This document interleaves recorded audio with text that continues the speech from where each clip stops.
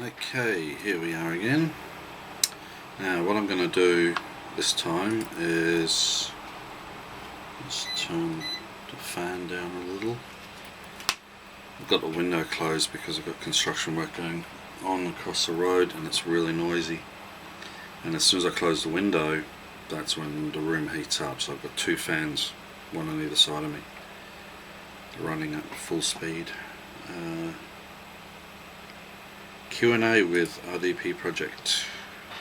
Okay, it's Friday the 12th of February. Okay guys, thanks for joining me.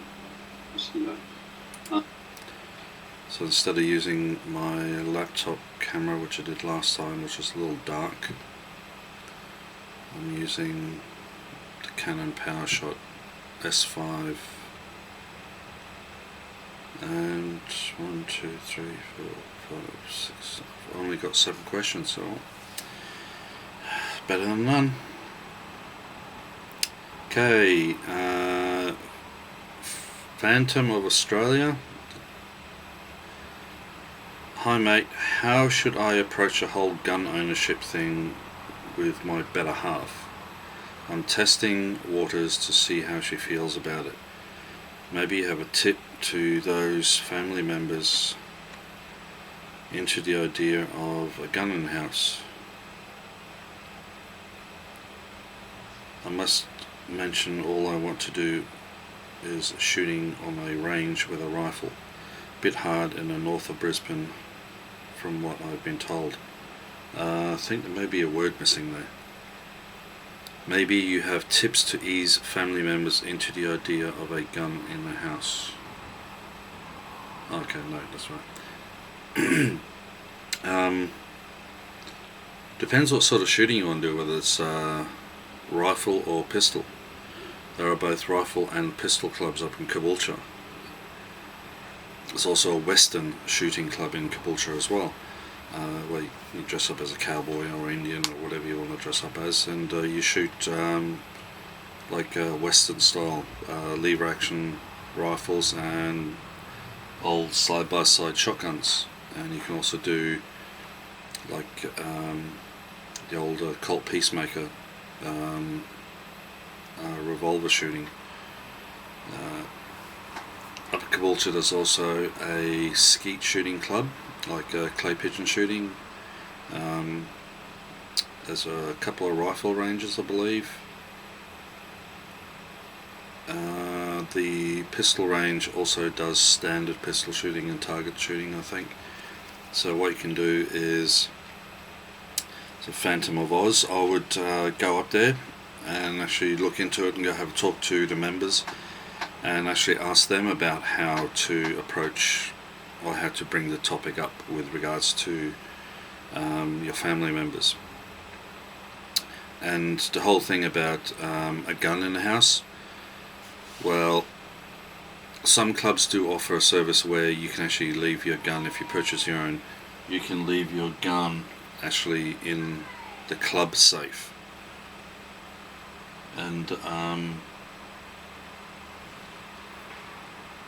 the other option of having the gun at home, you must by law have a gun safe to keep it in, and the ammunition must be kept separate, locked up. So you can get 2 safes, one for the gun, one for the ammunition, or you can get a safe inside of a safe. So you get a tall upright safe with a smaller one inside, and so you keep the gun and the ammunition separate. Okay, so I hope that answers your questions. Songline art, mate. How safe is that knife? Cheers, Rob. Safe is that knife? Oh, the hang on. The barrel knife. This.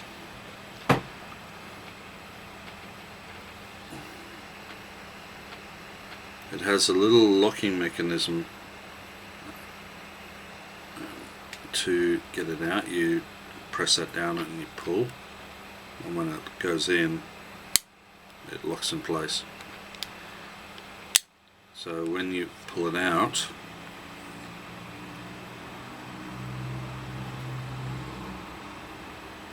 hang on, which way did I pull it out? Yep. You have the little notches there, and there's a little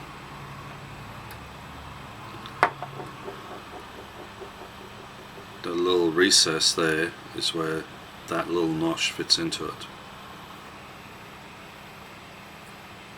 So it's all manual. See there? And then this, you don't use it like this because you'd have to pinch it like that so stop the blade from moving.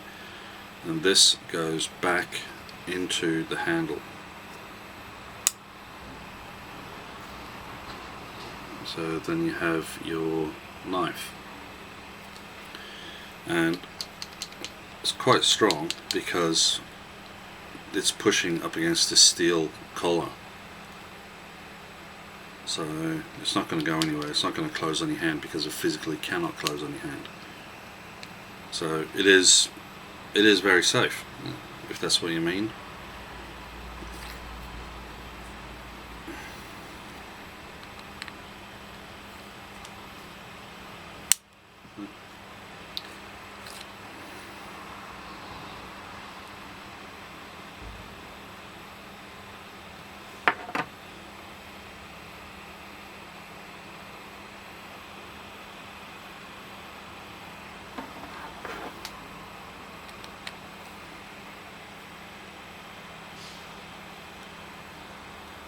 Wrong way.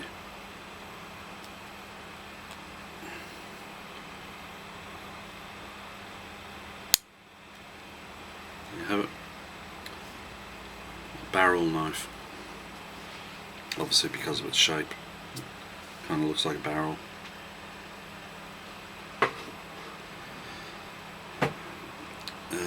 Second question from Songline Arts. Another question. You still doing artwork? Just curious. Thanks, mate. I haven't done any artwork for a while. I've been busy with other things. Moved house quite a few times, and yeah, no, I haven't really. I assume you talked about my black and white ink sketches. And for those of you who haven't seen those videos, I will, if I remember, I will put the links to those videos in the description box. So if I forget, remind me in the comments. Okay, 5000 BTU. What's your opinion on the 1996 NFA? Thing's a load of crap, honestly. Yeah, some guy goes berserk with a gun, and as a result the entire country has to pay the penalty.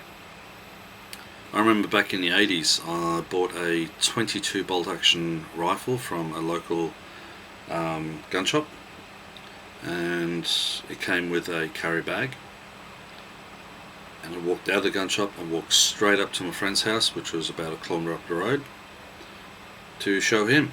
That's the first thing I did, and I'm walking through the main street of Strathpine with a gun bag slung over my shoulder. No one said anything, no second glances, no one cared. Yeah, no one was worried about it. Yet some guy goes berserk and allegedly kills a whole bunch of people down in Tasmania, and knee-jerk reaction from the government. Yeah, we gotta stop all this, and everyone's gotta hand in their firearms. And I remember seeing on the news that people are lined up at certain locations handing in their guns, and they're given a receipt with the value of the gun on it. And I can't remember if they paid them cash or if they had to go to another point to collect the money or whatever, but there was a gun buyback system, and I saw classic vintage firearms being cut in half. I specifically remember an old lever action, genuine 1800s lever action, which was just cut in half. Then someone had a Thompson machine gun that was crushed, and it's just, these sort of firearms they're ones that weren't being used. They were like collectibles, historic collectibles, just being destroyed, because that's how we fight gun crime. We destroy guns. We don't actually fight the criminals, we destroy the guns. Take guns off law-abiding citizens and so forth, blah blah blah.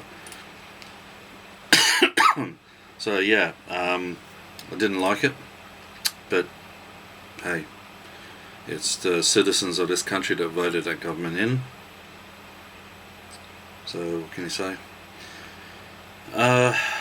Rob's Bushcraft. When and why did you get into knives and swords?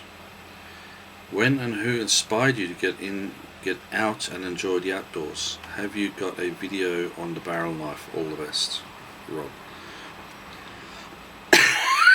You have to excuse me, I'm still pretty sick.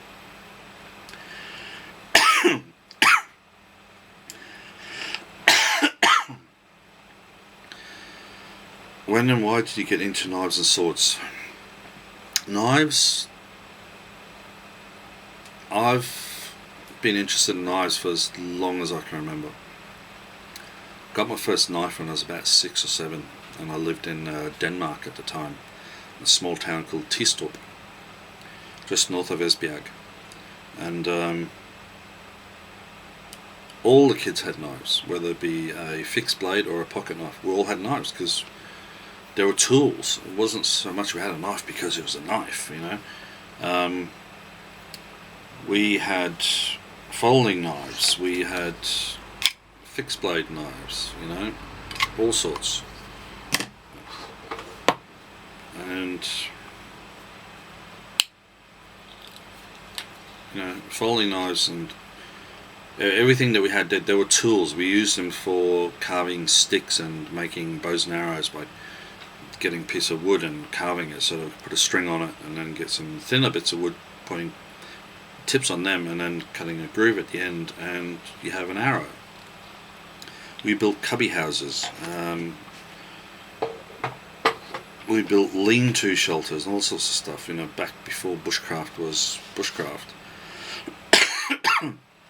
Nowadays, anybody sees a kid with a knife, oh, you can't have that weapon, and oh, you mustn't do that, oh, that's against the law. Yeah, because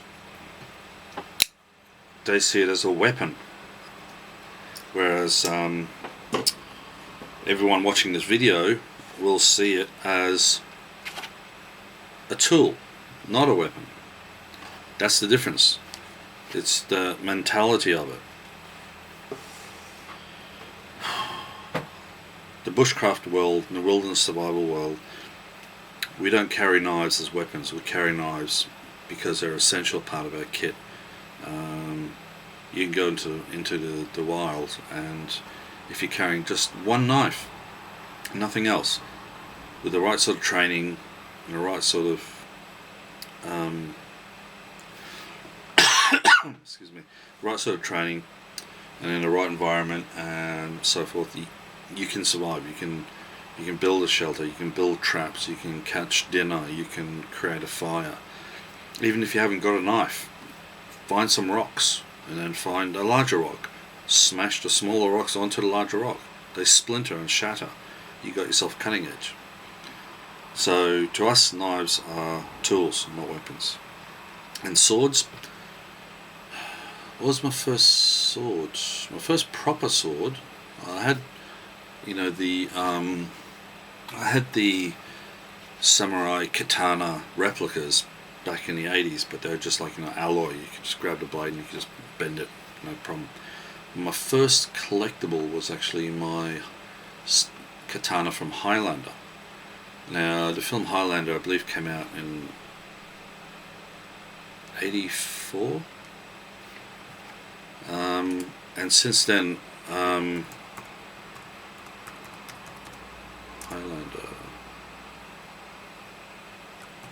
film 1986. I was in year 12 of high school, and it took about 25 years for the first good quality replica of that sword to come out, an authorized replica of the one that was in the film, and it's up there, it's all wrapped up at the moment. And when I got that, the day I went in to collect it from the sword shop, I'd been paying it off over a period of months, and went in to make the final payment and take the sword home. That's when I saw this one right here. That is the Kurgan sword from the same film. So I've got the katana up there from Connor McLeod's katana, and I've got the sword that was used by the Kurgan. And one thing led to another, and I went back and bought more and more and more. And as you see, I've got quite a few of them now.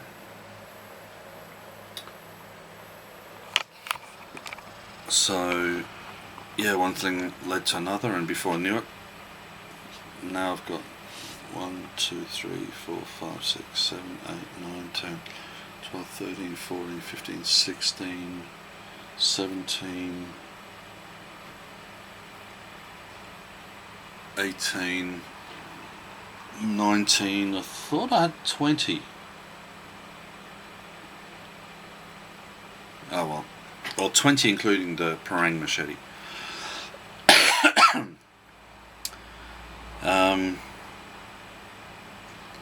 When and who inspired you to get out and enjoy the outdoors?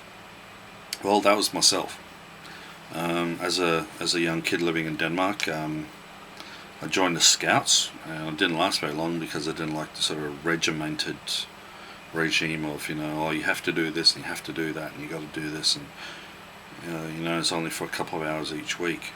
So I thought, nah, screw it, and I left. I went off and did my own thing. So I went out into the bush and down the forest outside of the town. Me and my friends used to go with our knives and just do bushcraft, not knowing there was bushcraft at the time.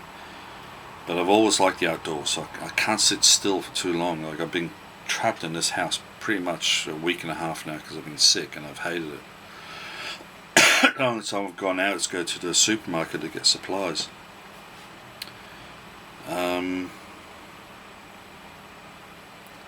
And have you got a video on the barrel knife? Well, I just did a little bit just then. I did a video earlier, not earlier, a few weeks back, and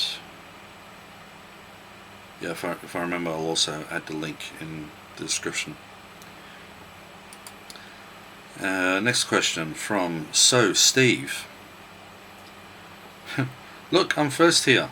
Interesting knife, never seen it before. Thank you, it's a barrel knife. And from John J. Rambo 11111, Bushcraft and Survival. Nice one, Rob. Here's my question. 1. Roughly whereabouts do you live? I live in Brisbane on the east coast of Australia. 2. How good is it in your area to do bushcraft? It's terrible.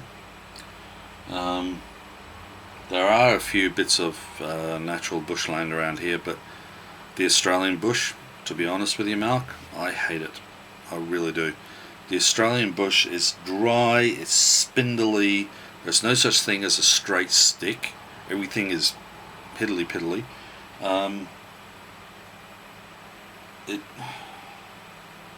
The Australian bush, there's so many different types of Australian bush. Here in Australia, when we say the bush, we meant like out in the wild.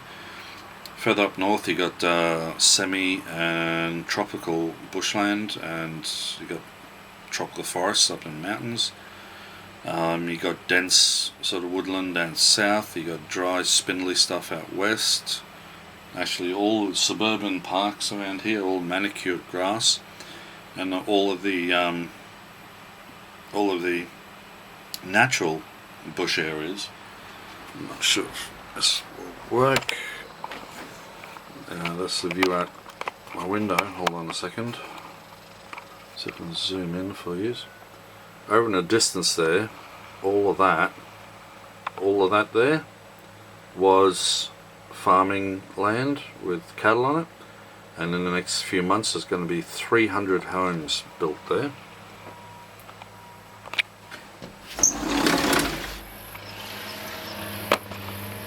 See, you can maybe hear the the vehicle's off in the distance.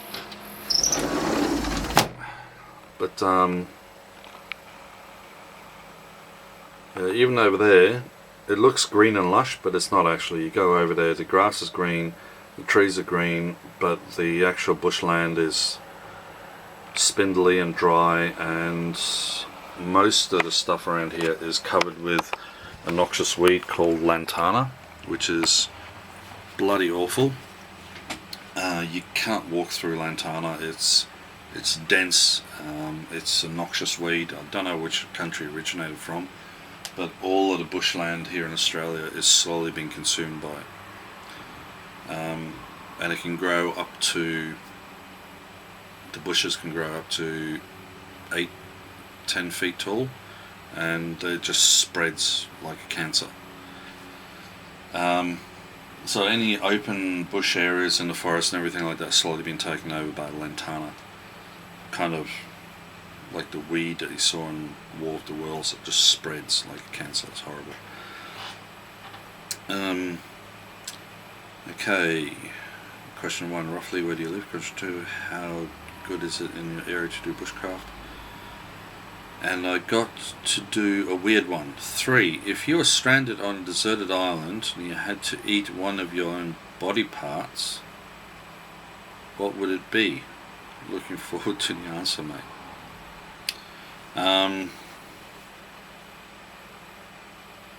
Yeah, I think that if I was in such a dire predicament I'd have to eat my own body part to survive, I'm gonna die.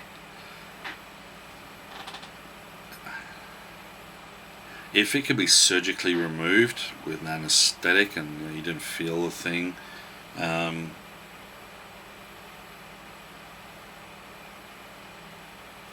a pinky, got 2 of them, and you can actually get by without your pinkies, your little finger, because a lot of the other digits do a lot of the work. So yeah, it would have to be a little finger. Not much meat on them, but you asked the question, you got the answer. So that's it, guys. If anybody else has any other questions, leave them in the comments in this video, and maybe I'll do another one in another week's time. So I just can't remember what links to put in here now. Was it for the artwork and for the barrel knife? Okay. Alright. Thanks, guys, and yeah, I'll see you in the next video. Bye for now.